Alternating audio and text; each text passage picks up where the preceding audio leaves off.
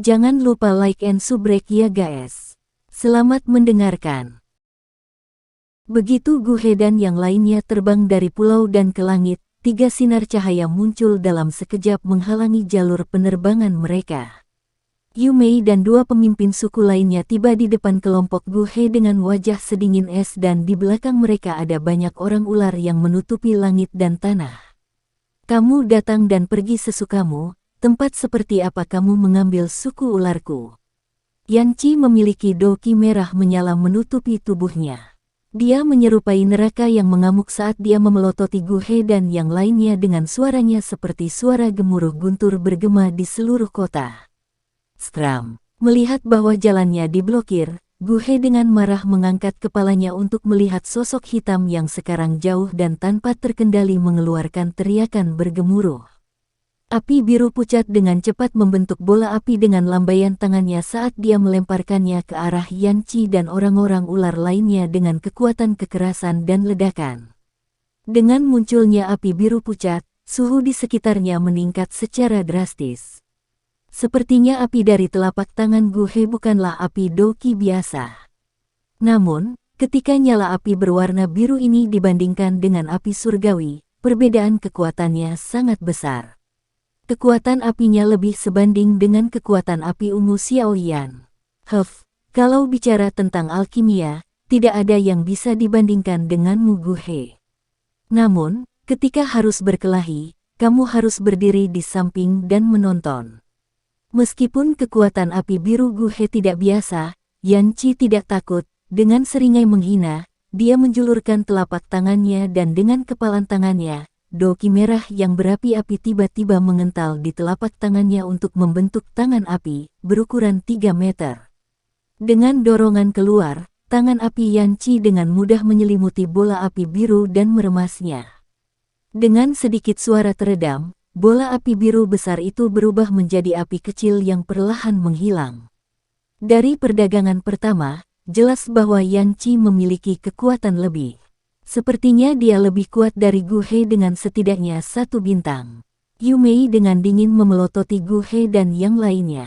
Memiringkan kepalanya, matanya yang indah menatap ke titik hitam di kejauhan saat alisnya berkerut. Dia tidak tahu mengapa tapi sosok di kejauhan memberinya rasa keakraban. Dia menggelengkan kepalanya dan setelah berpikir sejenak, dia memutuskan untuk melepaskan ide agar orang-orangnya mengejar dan membunuh sosok itu. Musuh utamanya masih Guhe dan yang lainnya. Orang-orang ular berada pada posisi yang tidak menguntungkan. Bagaimana mereka bisa mengirim Dowang untuk mengejar dan membunuh titik hitam itu? Tanpa kecepatan terbang seorang Dowang, bahkan jika mereka mengirim Dowling tanpa Doki Wings tidak akan mampu mengejar sosok yang jauh. Yumei tidak punya pilihan selain melepaskan niat membunuhnya menuju titik hitam.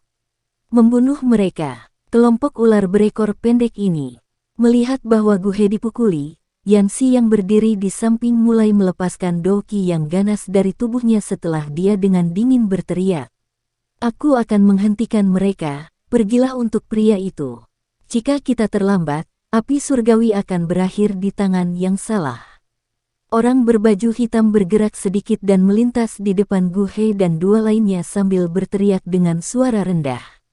Guhe ragu-ragu ketika dia pertama kali mendengar apa yang dikatakan sosok itu tetapi menganggukkan kepalanya dengan tegas sesudahnya.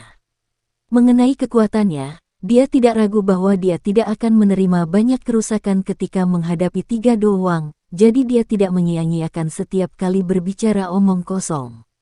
Dengan lambaian tangannya, Guhe dan Yanqi menyerbu ke arah lain. Kembali ke sini. Melihat itu Guhe dan yang lainnya mundur. Yanqi dan 2 orang ular lainnya bergemuruh keras saat tubuh mereka dengan cepat melintas ke arah kelompok Guhe. Orang berjubah hitam itu seperti hantu, muncul di depan orang-orang ular. Lengan jubahnya melambai dengan lembut untuk membentuk gelombang angin kencang di langit. Di antara angin kencang, bilah angin cian yang sangat besar ditembakkan, dengan cepat mendorong trio manusia ular kembali ke titik awal semula. Lawanmu adalah aku. Dengan bebas berdiri di udara di atas, kata orang berbaju hitam dengan bosan. Dengan tidak ada seorang pun di level pertempuran Ratu Medusa, orang berbaju hitam menjadi orang terkuat di daerah tersebut. Menghentikan pasukan 10.000 seorang diri, untuk seseorang yang setingkat dengannya, tidak berlebihan. Bunuh dia. Dengan dingin memelototi orang berbaju hitam di depannya, bahkan Yan Qi yang cepat marah tahu bahwa lawan di depannya jauh lebih mampu daripada Gu He sebelumnya. Dengan satu teriakan keras, 3 aura ganas dan mengesankan muncul di langit dan terjalin. Membawa kekuatan buas, mereka dengan ganas menyerang orang berbaju hitam. Mengambil keuntungan dari Yan Qi dan 2 lainnya yang dihalangi oleh orang berkulit hitam, Gu He dan 2 sosok lainnya dengan liar menembak, menerobos pertahanan sejumlah besar manusia ular dan meninggalkan kota. Dengan wajah marah, mereka dengan liar mengejar ke arah bayangan hitam itu pergi. Di atas kota, orang berbaju hitam menyaksikan serangan 3 doang. Orang kulit hitam itu menghindar dengan santai dan sesekali akan menembakkan kejutan tajam yang akan menyebabkan salah satu doang jatuh kesakitan. Ada tombak racun yang tak terhitung jumlahnya yang dilemparkan dari orang-orang ular di bawah. Namun, setiap kali tombak mendekati orang tersebut, angin bertiup kencang dan mengirim mereka terbang ke arah yang acak. Membuat lebih banyak masalah untuk Yumi dan 2 doang lainnya. Meskipun orang berbaju hitam dapat dengan mudah menghadapi ketiga doang, membunuh mereka dengan mudah akan sangat bermasalah. Ketiganya memiliki pemahaman taktis satu sama lain. Kapanpun orang berbaju hitam akan mengirimkan serangan yang kuat, mereka bertiga akan bekerja sama untuk menghentikannya. Meskipun blok mereka agak lemah, itu meminimalkan jumlah kerusakan yang diambil dan dengan demikian menyebabkan pertempuran di langit dengan Do Huang secara bertahap menemui jalan buntu. Sementara masih tenang, orang berbaju hitam mengatasi serangan sengit dan putus asa dari Yu Mei dan 2 lainnya. Setelah beberapa lama, orang berbaju hitam sedikit menggelengkan kepalanya, matanya melirik ke arah yang dikejar Gu He dan yang lainnya sebelumnya dan menemukan bahwa mereka hampir tidak terlihat di tepi cakrawala. Menghela nafas lega, lengan Do Huang dengan keras melambai dan tekanan yang dilepaskan olehnya menjadi jauh lebih agresif. Jari-jarinya dengan ringan menginjak udara dan dia terangkat 10 meter saat tangannya dengan cepat membentuk segel. Dengan suara rendah yang dingin dia berteriak, "Wind back to earth." Diikuti oleh teriakan itu, angin berwarna hijau tiba-tiba mulai berkumpul di udara di atas Do Huang, membentuk lapisan awan bundar yang hijau, tebal, yang membawa tekanan besar. Dengan lambaian lembut tangannya, awan hijau di atas angin kencang mulai memadat dengan cepat, menciptakan bilah angin berwarna hijau tua. Akhirnya, bilah angin yang menutupi langit mulai meluncur turun seperti gerimis hujan. Merasakan penindasan yang ganas dan kekuatan yang mendasari di langit di atas, Yue Mei dan 2 lainnya memasang ekspresi serius dengan punggung mereka satu sama lain.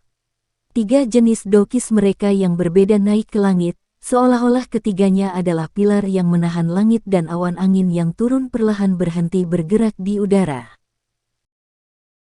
Menatap pada 3 orang yang ditembaki oleh awan hijau, orang berkulit hitam memiringkan kepalanya, melihat ke timur laut gurun dan dengan lembut bergumam, "Sepertinya 2 orang lagi telah datang lagi, sepertinya aku harus mundur." Petik 2. Sebuah tangan halus sepucat dan seputih giok menarik diri ke dalam jubah hitamnya. Orang berkulit hitam tidak tinggal lebih lama lagi dan dengan lembut mengepakkan sayap doki berwarna hijau di punggungnya, berubah menjadi cahaya hitam dan muncul di luar kota setelah beberapa saat. Dia kemudian dengan cepat menghilang ke arah Gu He dan yang lainnya menuju sebelumnya. Tak lama setelah menghilangnya orang berkulit hitam, 2 sinar cahaya muncul dari bagian timur laut dan barat daya gurun. Setelah beberapa saat, mereka muncul di atas kota dan melihat ke bawah dengan ekspresi jelek ke kota dengan panik. Tangan mereka melambai dengan cepat saat doki mereka dengan pahit menghantam awan angin hijau besar. Di bawah kolaborasi mereka, itu dibubarkan. Mengejar. Setelah memecahkan lapisan angin, Yu Mei dan 2 lainnya lepas landas ke langit lagi dan bahkan tidak sempat menyapa kedua pria yang baru saja datang. Dengan teriakan, Mereka bertiga mulai mengejar ke arah orang berbaju hitam itu mundur.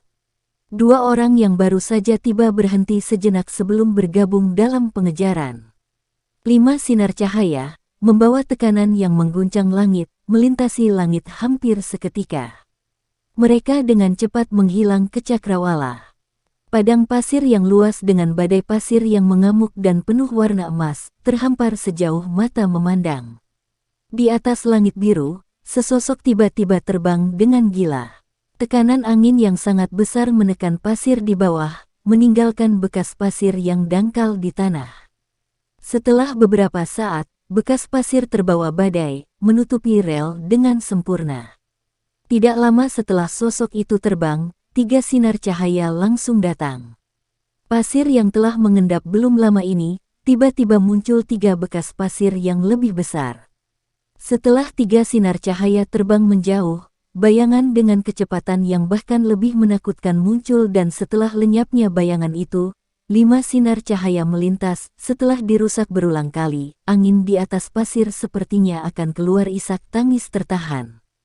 Xiaoyan dengan marah mengepakkan sayap awan ungu dengan teratai hijau di satu tangan. Meminjam kecepatan dari badai, kecepatannya bahkan lebih mengerikan daripada hewan terbang paling efisien yang berasal dari daerah gurun.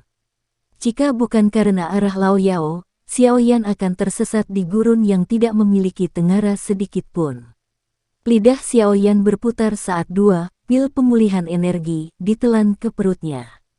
Pil pemulihan energi yang ada di mulutnya lebih dari setengahnya dalam waktu singkat ini.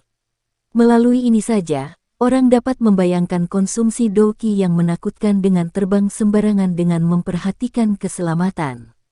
Sekali lagi melayang jauh, wajah ketat Xiaoyan berubah. Dengan sedikit menoleh, dia bisa melihat bahwa 3 sosok hitam di dekat tepi pandangannya semakin dekat dengannya. Sialan, bajingan ini terlalu gigih. Melihat sosok Gu He dan kelompoknya semakin dekat, pikiran Xiaoyan mulai panik. Ketiganya adalah Do Wang. Sejujurnya, satu tamparan dari mereka bisa mengalahkan Xiaoyan sampai mati. Tuan, Gu He dari kerajaan Jiama memintamu untuk mengembalikan api surgawi ke pemilik aslinya. Harap rileks, dengan api surgawi yang tak tersentuh sempurna, Gu He tidak akan membiarkan Anda menderita kerugian. Teriakan itu diperkuat dengan doki dan terdengar seperti guntur marah saat bergema di atas gurun, tak henti-hentinya. Aku akan menjadi bodoh jika aku menyerahkannya padamu. Xiaoyan diam-diam menggumamkan teriakan di dalam hatinya sebelum mengalihkan pandangannya ke belakang dan tidak bisa menahan untuk tidak mengutuk dengan keras.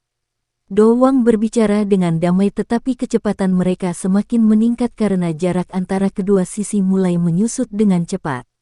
Tanpa menjawab pertanyaan Gu He, Xiaoyan hendak fokus ke depan ketika pupil matanya menyusut ketika dia melihat tidak jauh di belakang kelompok Gu He, sebuah bayangan, dengan kecepatan yang sangat menakutkan, datang. Sekian dulu ya guys. Terima kasih sudah mendengarkan, bye-bye.